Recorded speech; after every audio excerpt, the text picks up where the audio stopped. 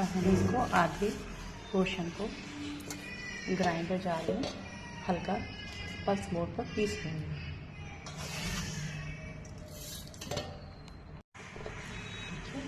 ये मैंने हाथ चौलाई पीस ली है।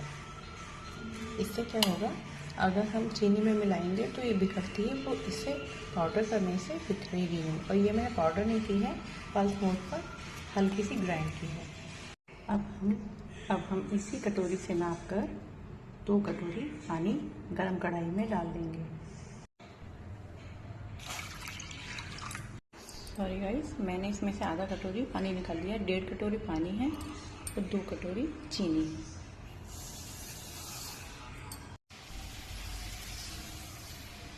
अब हम इसको पकने खूब गर्म हो जाएगी, 2 चाशनी बनाएंगे जब तक इसको पकाते रहेंगे।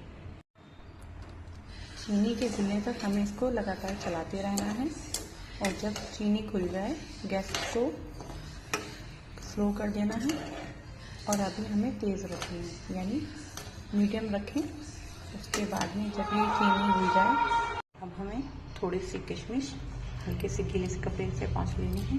और मैंने ये बादाम लिए हैं और 5 से 7 मैंने सफ़ेद इलायची ली है। और थोड़े से मैं मखाने लूँगी, इसको मैं ड्राई रोस्ट कर लूँगी। मैंने कढ़ाई में बादाम डाल दिए हैं और मैं इसको ड्राई रोस्ट करूँगी। मैंने ये इलायची पाउडर कर लिया है। अब ये 1 कटोरी मैंने खोआ लिया है, मैं इसी में इसको मिला रही हूँ। मैं मखानों को ड्राई रोस्ट कर रही हूँ। मैंने मखाने को 2 से 3 पीस कर लिए हैं। अब मैं इसको ग्राइंडर में पाउडर बना लूँगी, क्योंकि अगर हम इसी तरह से डालेंगे तो हमारी कटिंग करने पर हमारी बर्फी की शेप खराब हो जाएगी। मैंने ग्राइंडर में कर लिया है, पाउडर बना लिया है। मैंने प्लेट में देसी घी लगा लिया है। देखिए हमारी चाशनी गाढ़ी हो रही है।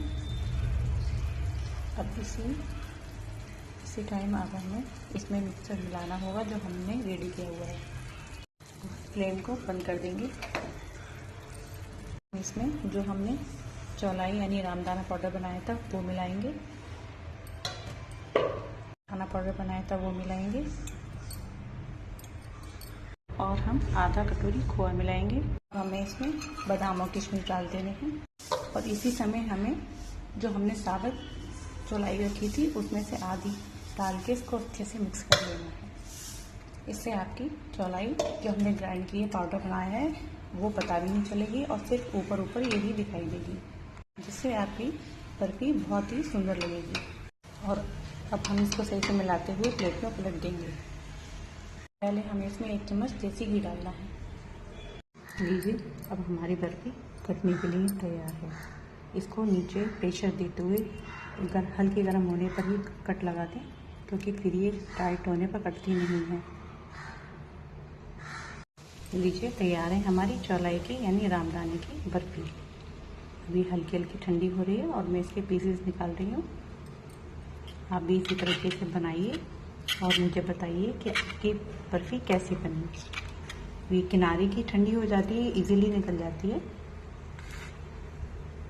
लीजिए फ्रेंड्स, तैयार है हमारी सिर्फ 200 ग्राम चौलाई रामदाने की और डिलीशियस बर्फी। बहुत ही अच्छी और टेस्टी बनेगी। आप एक बार ट्राई कीजिए। बस मैं अष्टमी में नारियल का यूज़ नहीं करते हैं, ये शास्त्रों में लिखा है, इसलिए मैंने इसमें नारियल या नारियल का बुरादा या सूखा गोला कुछ भी नहीं डाला है। आप बस इसको मेरे हिसाब से ही बनाइएगा, तो आपको पता चलेगा इसमें कोई भी मुश्किल नहीं है, कोई भी डिफ़िकल्टीज नहीं है। इसको आधा पीसना है और पीसना जब ये चौलाई बिल्कुल ठंडी हो जाए। ठंडी होने के बाद ही आपको ग्राइंड करना है। मखाना जब बिल्कुल ठंडा हो जाए तब आपको ग्राइंड करना है। और इसी के हिसाब से बनाएंगे तो बहुत ही अच्छी। और मैंने चाशनी सिर्फ 1 तार की बनाई थी, गाढ़ी हो गई थी। उसके बाद में मैंने ये सारा मिक्सचर किया था और फिर 1 मिनट के बाद ही मैंने गैस को फ्लेम को बंद कर दिया था। और फिर देखिए आपके सामने है। मेरे इस तरीके को आप अपनाएं और देखिए, बताइए, आप प्लीज़ एक बार बताइएगा कि ये बर्फ़ी आपको कैसी लगी और कोई मुश्किल तो नहीं हुई इसको बनाने में। प्लीज़ मेरे चैनल को सब्सक्राइब कीजिए, कमेंट कीजिए और शेयर कीजिए। अगर आपको ये अच्छी लगी हो मेरी रेसिपी और मेरी ये बनाई हुई बर्फ़ी, तो प्लीज़ आप एक बार कमेंट ज़रूर कीजिएगा। ये आप किसी भी व्रत में बनाकर खा सकते हैं, और क्योंकि ये फलाहारी व्रत होता है और जन्माष्टमी के दिन ये स्पेशली बनाई जाती है। Thank you for watching friend.